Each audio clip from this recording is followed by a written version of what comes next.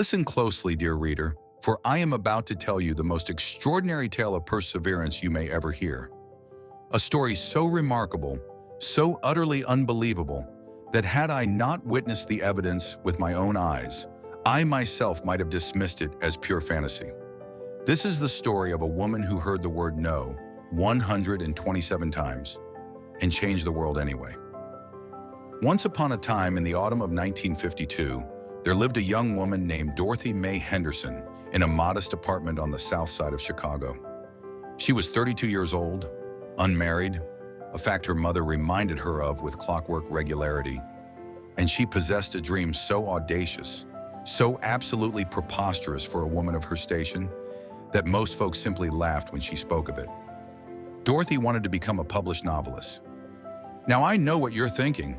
That doesn't sound so extraordinary, does it? But you must understand the times, dear listener. This was an era when a woman's place was clearly defined, neatly packaged, and tied up with a bow. Women were secretaries, not authors, typists, not storytellers.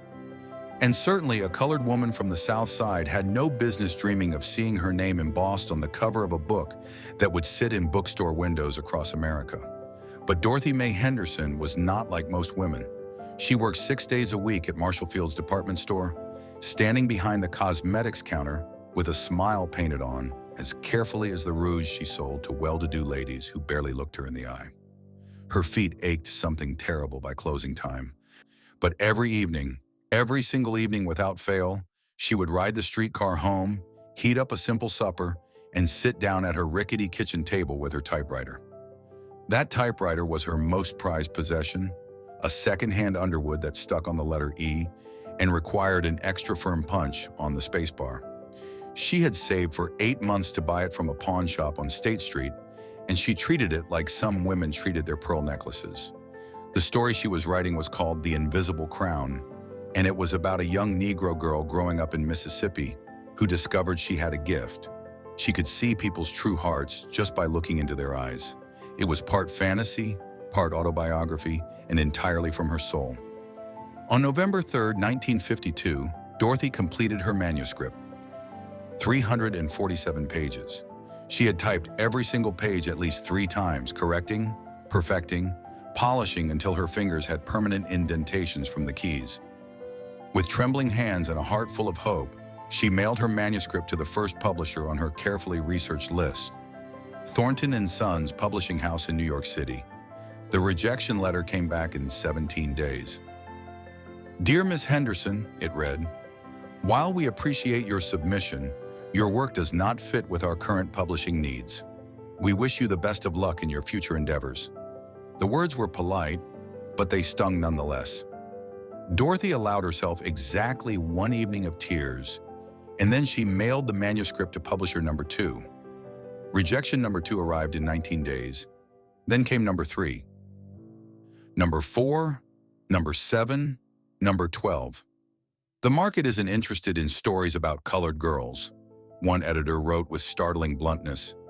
Perhaps you might consider a pseudonym and a different protagonist, suggested another, missing the entire point of her work. Your writing shows promise, but we cannot take the risk, came a third response, the word risk underlined twice. Dorothy kept every single rejection letter in a shoebox under her bed. She would read them sometimes late at night, not to torture herself, but to remind herself that she had tried, that she was trying, that she would keep trying. Her mother thought she was wasting her time. Baby girl, she would say, shaking her head with a mixture of love and exasperation. You got a good job at Marshall Fields. Why you want to chase something that's just going to break your heart? Her best friend Lucille was more supportive, but even she had her doubts. Dorothy, honey, maybe they're right. Maybe you could write about white folks, you know? Just to get your foot in the door? But Dorothy couldn't do that. Wouldn't do that.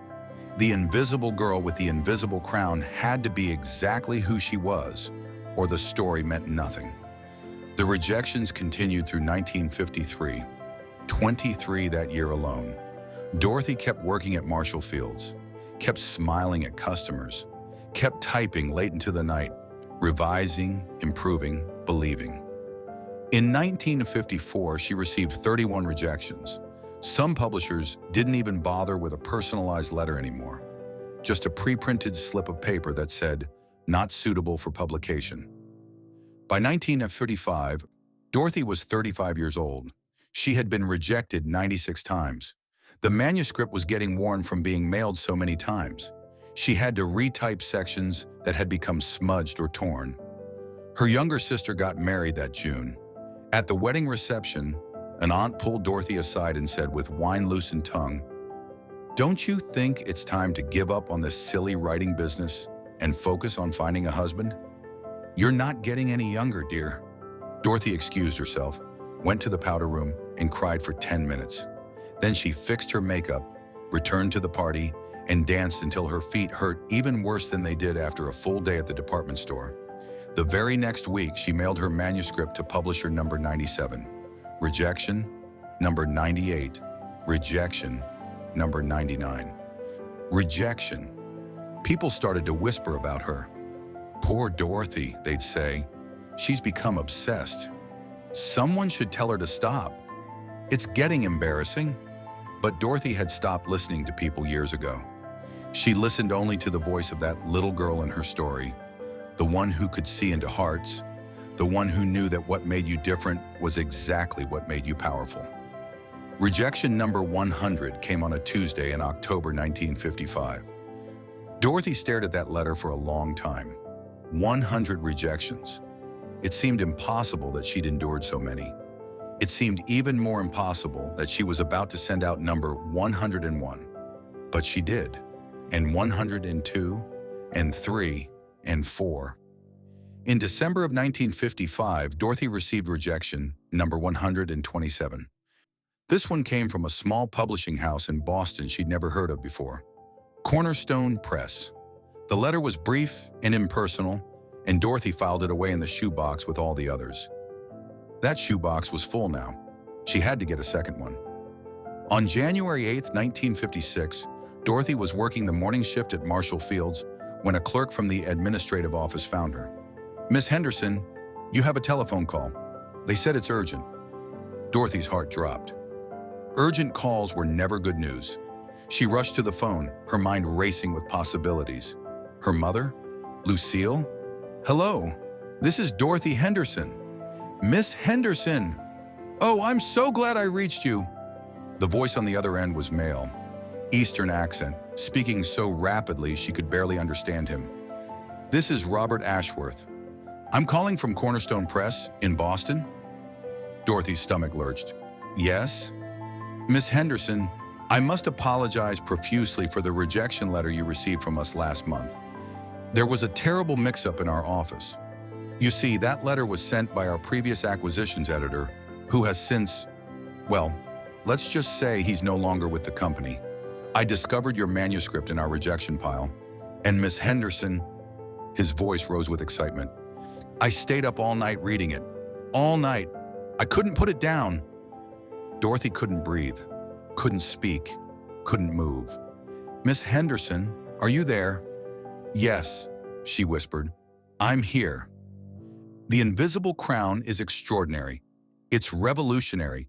It's exactly what American literature needs right now. "Miss Henderson, I want to publish your book. I want to publish it immediately. Would you do us the honor?"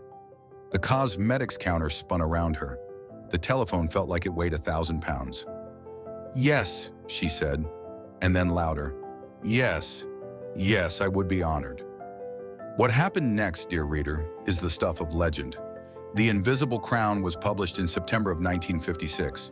The first printing was modest, just 5,000 copies. Cornerstone Press was small after all, and nobody knew what to expect. The book sold out in 3 weeks. Critics called it groundbreaking, necessary, and the voice of a generation finally being heard. Readers wrote letters by the hundreds, then thousands. Young colored girls who had never seen themselves as the hero of a story wept while reading it. White readers had their eyes opened to experiences they had never considered. The second printing was 20,000 copies, then 50,000, then 100,000. By 1957, Dorothy Mae Henderson was a best-selling author. The Invisible Crown had sold over 500,000 copies, and was being taught in universities. Hollywood came calling. The NAACP gave her an award. She quit Marshall Fields and wrote full-time. She published 4 more novels over the next decade, each one a critical and commercial success. She never married, not because she couldn't, but because she chose not to. She traveled the world. She started a foundation to help young Negro writers get published. She changed the landscape of American literature, all because she refused to stop at rejection, number 127. Now, I know what some of you might be thinking. Well, that's a nice story, but Dorothy was special. Dorothy was talented.